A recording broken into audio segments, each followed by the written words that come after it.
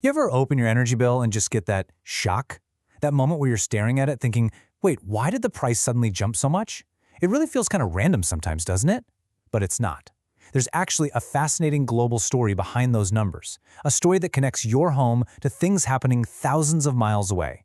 So let's dig in and unravel this economic mystery together. I mean, it all really boils down to this one question, right? What's the invisible thread connecting a war happening on the other side of the world directly to your wallet? How does something so far away actually reach into your home and change the numbers on your bills? Well, the answer is surprisingly simple, but it is incredibly powerful. It all comes down to two forces that pretty much shape our entire world. You can think of them like the invisible hands that set the price for literally everything, from your morning coffee to the energy that powers your life. And those two forces are supply and demand.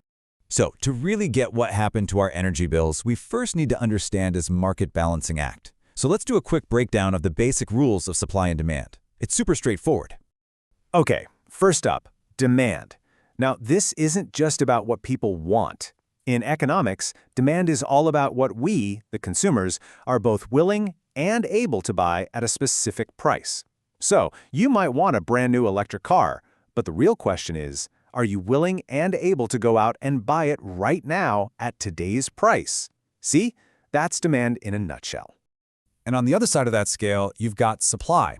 This is the total amount of something, in our case energy, that all the producers out there are ready to make and sell. And for them, price is a huge motivator. The higher the price, the more incentive they have to produce more and get it out on the market. So here's where it all comes together and gets really interesting. It's the interaction between these two. When supply is greater than demand, when there's way more of something available than people actually want to buy, prices fall. But when demand is higher than supply, when everyone wants something and there's not enough to go around, prices shoot way up.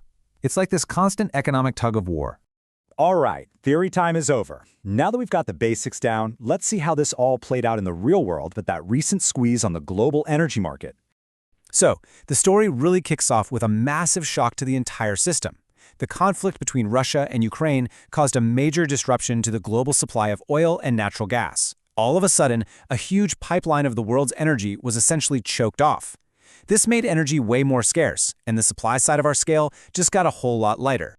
But, and this is absolutely the crucial part, while that supply was plummeting, our global need for energy didn't just disappear. Why not? Well, energy demand is what economists call inelastic. We can't just decide to stop heating our homes in the winter or powering our businesses overnight, right? It's a necessity. So demand stayed high. So, let's go back to our little balancing act for a second. What do you think happens to prices when supply is suddenly cut off, but demand doesn't budge because it's something we all absolutely need? Exactly. Prices soared. The fallout was immediate, and pretty much everyone felt it. Fuel prices at the pump shot up, electricity costs rose dramatically, and that economic shockwave was felt in wallets all around the globe, even in countries nowhere near the conflict. And this is where we see that ripple effect. It's why this whole story is so much bigger than just one energy bill. Here's why all this really matters to you, no matter where you live in the world. So the big takeaway here is this. Prices aren't just random numbers. They're powerful signals. A sudden spike in your gas prices is basically the market flashing a big red warning light that says, hey, supply is tight.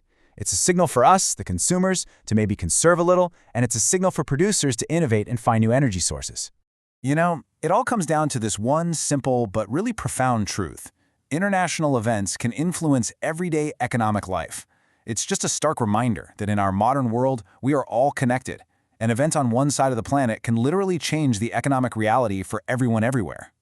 And that leaves us with a pretty critical question to think about. We've seen the ripples from this one supply shock. But as we look to a future with all kinds of global challenges, from other conflicts to climate change, how will the next shock reshape our economy, our wallets, and ultimately our world?